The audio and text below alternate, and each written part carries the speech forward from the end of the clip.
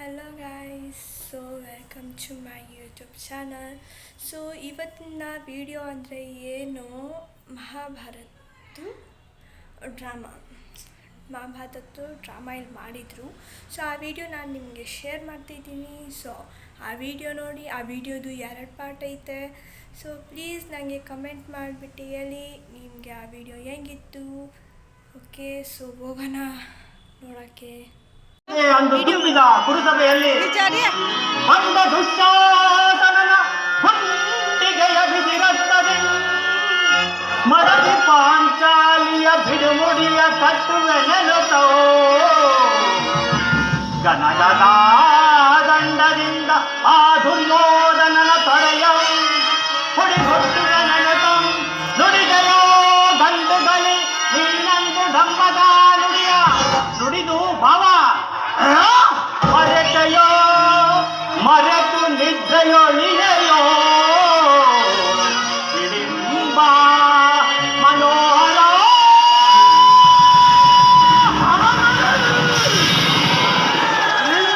ಕೋಶ ಕಂಡದ ಸರುಳಿರುವ ಬಿರುನುಡಿ ಕಣ್ಣೀರ ಕರೆದಿರುವಲ್ಲವೇ ನಿನ್ನಿ ಕಮ್ಮನಿಗೆ ಬದಲಾಗಿ ಕಣ್ಣಲ್ಲಿ ಕಮ್ಮನಿಯ ತರಿಸುವೆ. ಕಾಲನೇ ಕೌರವನ ಬೆಂಬಲವಾಗಿ ನಿಲ್ಲಲಿ. ಕಾಲಕ್ಕೆ ಗುರು ಸಮುದ್ರ ದುರ್ಯೋಧನ ದುಶ್ಯಾಸನರೆಂಬ ದುಷ್ಟ ಕೀಟಗಳ ಗುರಿಗಟ್ಟಿ ಮಾತಕ್ಕೆ ದುರ್ಯೋಧನ. ಅದರ ವಿಷವು ಅಮೃತವಾದಿದ್ದೆ ಮರೆತಿರೇಕೆ? ಹಿಂದೆ ನಮಗೆ ನಾನಾ ವಿಧವಾದ ಕಷ್ಟ ಕ್ಲೇಶಗಳನ್ನುಂಟು ಮಾಡಿದ ಆ ಪಾಷಾಂಡರೊಡನೆ ಸಂಧಿಯೇ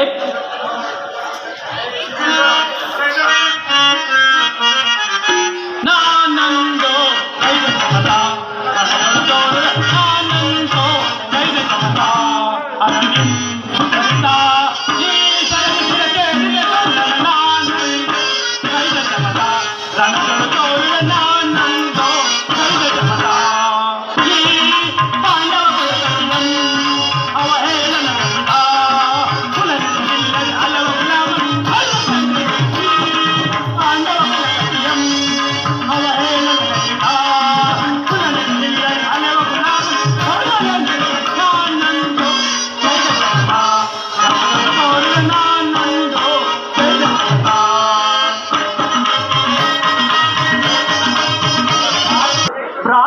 ಮಮಕಾರದಿಂದ ಬಹಿರಂಗದಲ್ಲಿ ಸಂಧಿಗೆ ಸಮ್ಮತಿಸಿದರು.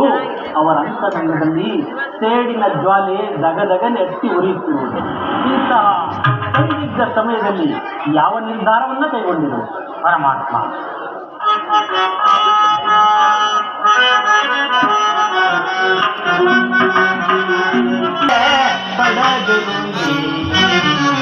ಶಾಂತಿಯ ಸದಯೇ ನಿನ್ನಯ ಮನದಿ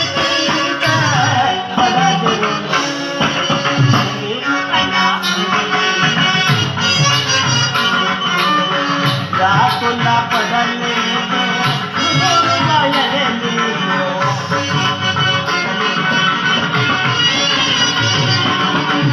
ರಾಕುಲ ಪಡಲೆ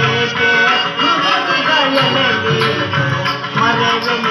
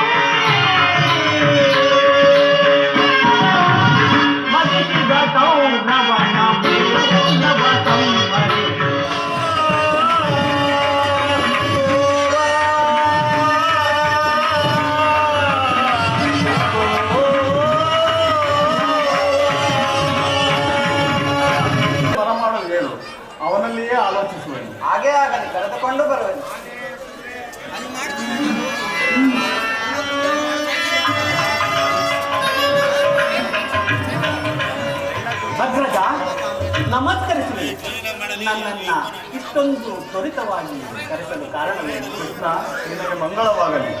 ಕೃಷ್ಣ, ನಾನಿಂದು ಗೋಹತ್ಯೆ ಪಾಪಕ್ಕೆ ಗುರಿಯಾಗಿದ್ದೇನೆ. ಏನು ಗೋಹತ್ಯೆಯನ್ನು ಮಾಡಿರುವೆ ಅಣ್ಣ? ಗೋಹತ್ಯೆಯು ಮಹಾ ಪಾಪಕರವಲ್ಲವೇ ಅಣ್ಣ? ಹೌದು ಕೃಷ್ಣ, ಏನು ಮಾಡಲಿ, ಒಂದು ಸಣ್ಣ ಶಿಲೆಯಿಂದ ಹೊಡೆದ ಮಾತ್ರಕ್ಕೆ ಹೆಸರು ಕೆಳಗಡೆ ಬಿದ್ದು